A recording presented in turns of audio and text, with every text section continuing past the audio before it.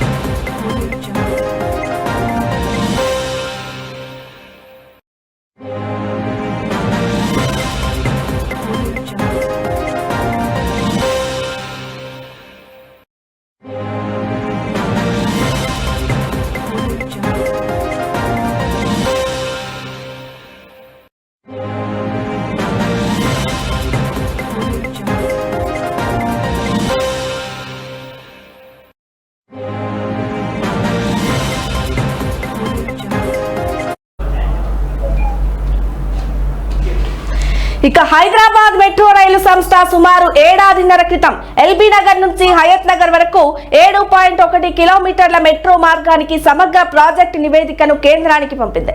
అయితే ఇదే మార్గంలో జాతీయ రహదారి 65 విస్తరణ పనులు జరుగుతున్న నేపథ్యంలో రాష్ట్ర రోడ్లు భవనాల శాఖ ఇటీవల ఓ కొత్త ప్రతిపాదనను తెరపైకి తెచ్చింది.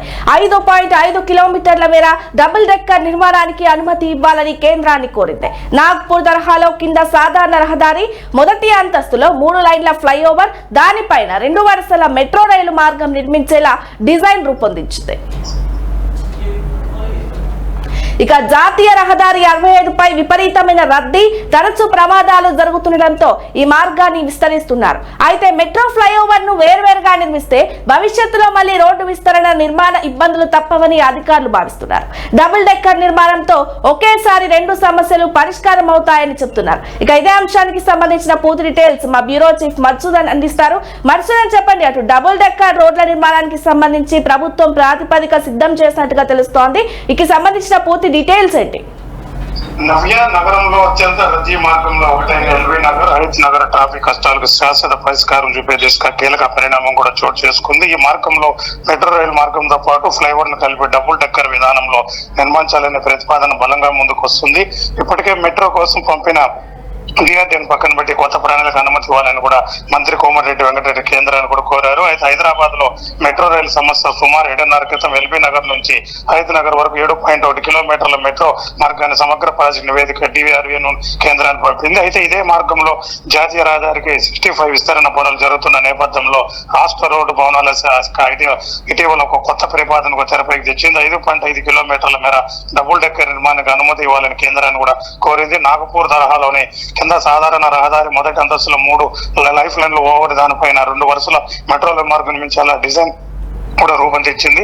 జాతీయ రహదారికి 65 పై విపరీతమైన రద్దీ, తరచూ ప్రమాదాలు జరగడంతో ఈ మార్గాన్ని విస్తరిస్తున్నారు. అయితే మెట్రో ఫ్లైఓవర్లను వేరువేరుగా నిర్మిస్తే భవిష్యత్తులో మళ్లీ రోడ్డు విస్తరణ నిర్మాణ ఇబ్బందులు తప్పనిసరి అధికారులు కూడా భావిస్తున్నారు.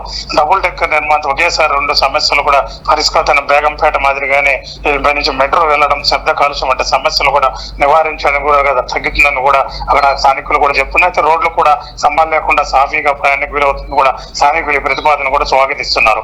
మొత్తం మీద ప్రస్తుతం ఈ 2 ప్రతిపాదనలు కేంద్రం ప్రభుత్వ పరిశీలనలో ఉన్నాయి. ఒకవేళ డబుల్ డెక్కర్ నిర్మాణం కేంద్రం ఆమోదం లభిస్తే సమర్పించిన పాత మెట్రో డిపిఆర్ లోనే మార్పులు చేయడం అనివార్యం కానుంది. ఎల్బీ నగర్, హయత్ నగర్ డబుల్ డెక్కర్ ప్రతిపాదన మెట్రోతో పాటు ఫ్లైఓవర్ నిర్మాణం కొత్త ప్లాన్ కూడా ట్రాఫిక్ సమస్యలు శాశ్వత పరిష్కారం దిశగా కీలక అడుగు కూడా వేయనున్నాయి. నాగపూర్ మండలంలోని హైదరాబాద్ డబుల్ డెక్కర్ మార్గం పాత డిపిఆర్ పక్కన పెట్టి కొత్త ప్రణాళిక ప్రధానం NS 65 రద్దు తగ్గింది. ఇంకా మొత్తం మీద అనుమతి రద్దు చేసిన కొత్త ప్రతిపాదన కూడా రాష్ట్ర ప్రభుత్వం కేంద్ర ప్రభుత్వాన్ని కూడా కోరనుంది. మౌనియా.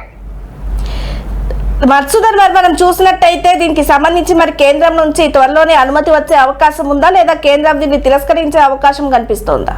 ఖచ్చితంగా ఇప్పటికే కోమటిరెడ్డి కూడా సెంట్రల్ కూడా కేంద్ర మంత్రివర్గం కూడా అతను మాట్లాడి కూడా చెప్పాడు.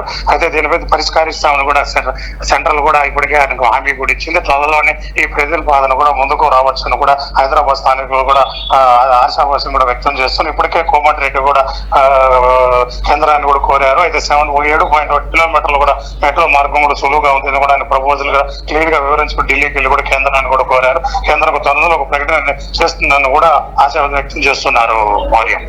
Right, thank you Madhusudan.